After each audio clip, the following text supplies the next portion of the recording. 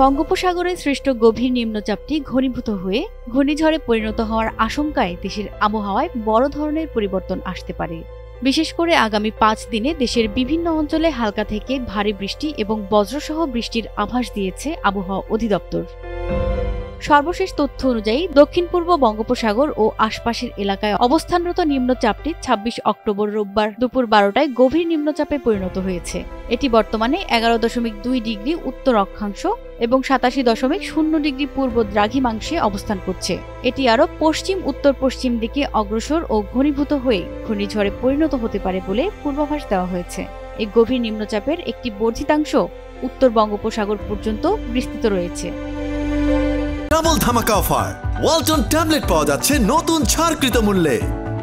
পূর্বাভাসে বলা হয়েছে প্রথম ২ দিন দেশের আবহাওয়া প্রধানত শুষ্ক থাকলেও ২৮ অক্টোবর থেকে বৃষ্টিপাত শুরু হবে এবং ২৯ ও ৩০ অক্টোবর তা তীব্র আকার ধারণ করবে।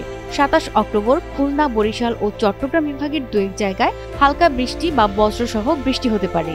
দেশের অন্যান্য এলাকায় আবহাওয়া প্রধানত শুষ্ক থাকবে। ২৮ অক্টোবর রাজশাহী ও খুলনা বিভাগের অনেক জায়গায় এবং ঢাকা, বরিশাল ও চট্টগ্রাম বিভাগের ২-১ জায়গায় বৃষ্টি অথবা বজ্রসহ বৃষ্টি হতে পারে।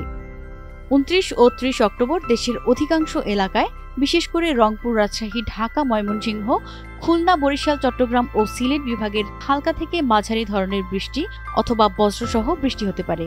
এই সময় দেশের কোথাও কোথাও মাঝারি ধরনের ভারী থেকে ভারী বর্ষণ হতে পারে।